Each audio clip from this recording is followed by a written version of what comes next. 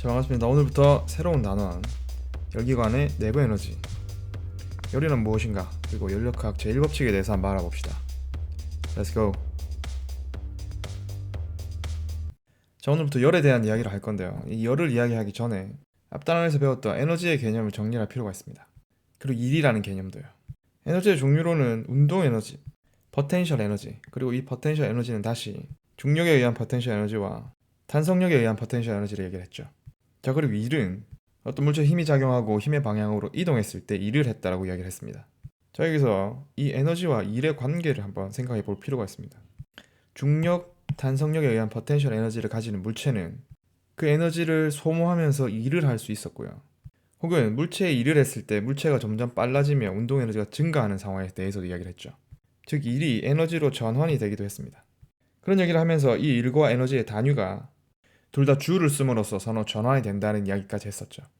자, 이를 정리하면 에너지는 굉장히 다양한 종류가 있고 이 에너지를 사용해서 일을 할 수 있습니다. 그리고 이 일을 함으로 인해서 또 다른 에너지가 생겨날 수도 있는 거죠. 그래서 특정한 에너지는 일을 하는데 사용이 되고 이 일에 의해서 또 다른 에너지가 생겨나는 거죠. 즉, 에너지가 전환이 될 때 그 중간 다리 역할을 하는 게 바로 일이라는 겁니다. 예를 들면 여기 그루트가 서 있는데 아이언맨이 빠른 속도로 달려와 충돌합니다. 그럼 이 그루트는 튕겨져서 올라가게 되겠죠. 이 상황에서 아이언맨이 가지고 있던 운동 에너지를 이용해서 그루트에 힘을 작용하고 힘이 작용한 방향으로 그루트가 움직였기 때문에 일을 해주게 된 것이고요. 이 결과로 그루트가 높은 곳으로 튕겨져 올라갔기 때문에 중력에 의한 포텐셜 에너지가 증가했다라고 이야기할 수 있는 거죠. 즉, 운동 에너지가 포텐셜 에너지로 전환되는 과정에서 일이 사용이 된 겁니다. 자, 이 에너지의 개념을 잘 잡고 시작을 해야 됩니다. 이 에너지의 종류는 이 둘뿐만 아니라 우리가 생물학적으로 가지고 있는 화학 에너지도 있고요. 그리고 전기 에너지도 있고요. 뿐만 아니라 굉장히 다양한 에너지들이 있는데 오늘은 그 중에서 열 에너지에 대해서 살펴보도록 합시다. 열도 에너지의 한 종류이기 때문에 결국 일을 할 수 있다는 거죠. 자, 이 녀석은 1940년대에서 50년대 사이에 미국에서 사용되었던 증기기관차로 이름은 빅보입니다. 이 녀석의 무게는 자그마치 567톤에 이르고요. 게다가 3600톤의 화물을 싣고도 시속 100km로도 달릴 수 있습니다. 그럼 증기기관차가 어떻게 움직이는지 한번 보죠. 기차 위로 뿜어져 나오는 증기. 이 증기는 옛날에 나무나 석탄을 떼어서 물을 끓여서 나온 증기입니다. 이 녀석이 어떻게 기차를 움직이게 하는 걸까요? 실제 원리는 크게 어렵지 않고요. 이렇게 떼어준 열에 의해서 공기가 가열되고 이 열이 물로 전달되어 물을 끓여서 이 수증기가 기차를 작동시키게 되는 겁니다. 발전소에서도 이와 비슷한 방법으로 전기를 생산하죠. 자, 이 부분 한번 볼까요? 자, 불에 의해서 뜨거워진 공기가 이 물로 뭘 전달해 줍니까? 그렇죠, 열을 전달해 줍니다. 그럼 열을 받은 물은 뭐가 달라지죠? 그렇죠, 온도가 상승하게 됩니다. 이처럼 열이라는 에너지는 온도가 높은 곳에서 낮은 곳으로 이동하는 에너지고요. 온도가 같으면은 열의 이동도 없겠죠. 이 상태를 열 평형 상태라고 이야기를 합니다. 자, 정리하면 열이란 온도를 기준으로 하여 높은 온도에서 낮은 온도로 이동하는 에너지로 정의할 수 있고요. 이 열 에너지를 받으면은 온도가 올라가게 되고 열 에너지를 빼앗기면 온도가 내려가게 되죠. 만약 두 물체의 온도가 같은 상황이라면 열 에너지는 더 이상 어느 쪽으로 이동하지 않고요. 이를 우리는 열 평형 상태라고 이야기를 하죠. 자, 이 증기기관에서 높은 압력의 수증기가 들어가는 실린더를 좀 더 자세히 살펴보면 이렇게 되어 있고요. 왼쪽 편에는 높은 압력, 오른쪽에는 식은 수증기입니다. 압력 차이에 의해서 피스톤은 오른쪽으로 움직이게 되고요.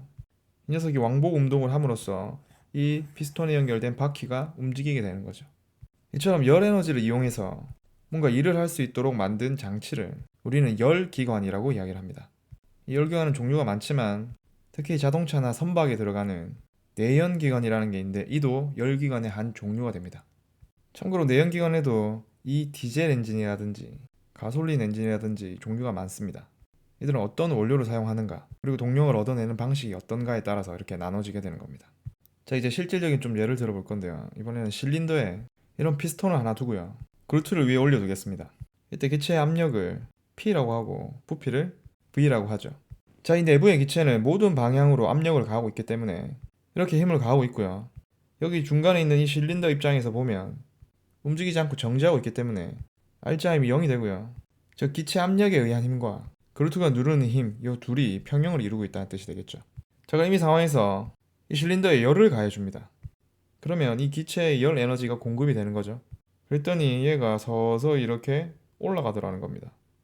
그러면 이 기체는 이 실린더에 F만큼의 힘을 가했고 그 힘의 방향으로 피스톤이 델타 L만큼 움직였다고 하면 이때 기체가 이 피스톤에 한 일의 양은 W로 표시를 하고 힘 곱하기 이동 거리로 나타내죠. 자, 힘은 F고요. 이동 거리는 델타 L입니다. 이 기체에 관해서 이야기할 때는 기체의 부피가 변할 수 있기 때문에 이 힘 F보다는 압력의 개념을 주로 사용합니다. 그래서 이 일 공식에서 이 F를 압력의 개념으로 바꿔주면 피스톤의 면적이 A라고 할 때 압력 P와 이 단면적 A의 곱은 F로 나타낼 수 있기 때문에 이를 여기에 대입을 해주면 이런 형태로 표현할 수가 있고요. 단면적 곱하기 델타 L은 기체가 피스톤을 밀어 올리면서 늘어난 기체의 부피와 같기 때문에 이렇게 표현해 줄 수가 있게 되는 겁니다. 자, 정리하면 기체가 팽창할 때는 외부에 일을 해주게 되고 이 일의 양은 압력 곱하기 델타 V로 표현할 수가 있다는 거죠.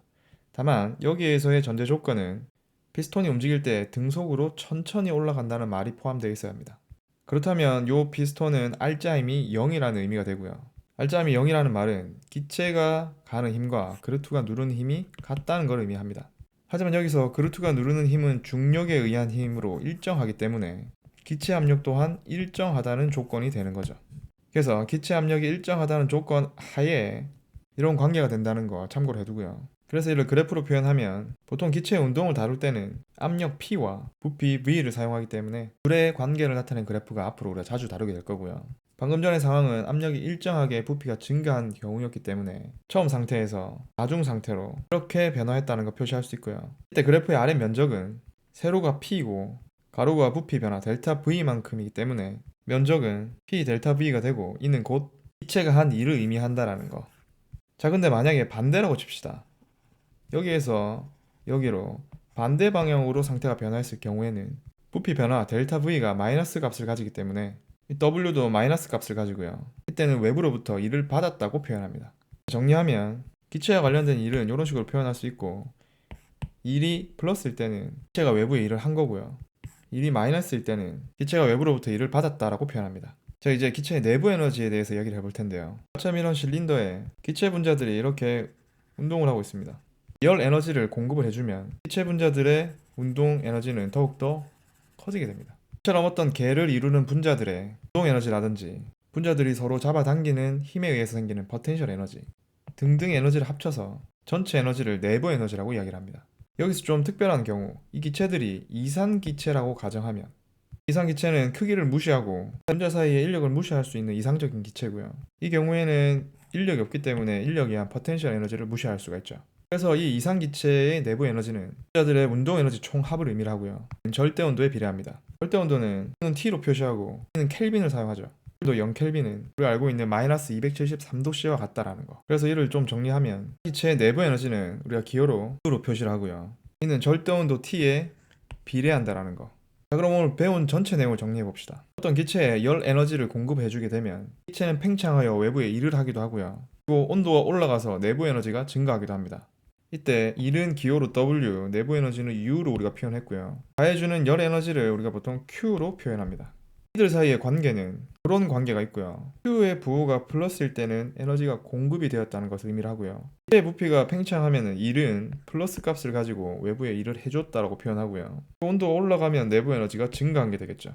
이를 또 다르게 해석하면 어떤 특정한 열 에너지가 공급이 되었을 때 일부는 일로 사용하고 그 나머지들은 전부 내부 에너지 증가로 사용한다는 겁니다. 좌변이 10이면 우변의 합도 10이 되어야만 된다는 겁니다. 연력학 제1법칙이라고 하고요. 의미에서는 에너지 보존 법칙을 의미하는 거죠. 자, 오늘 양이 많았는데 결론은 이겁니다. 연력학 제1법칙. 자, 이해가 안 되는 부분은 다시 돌려보면서 정리를 해볼 수 있도록 하겠습니다. 수고했습니다.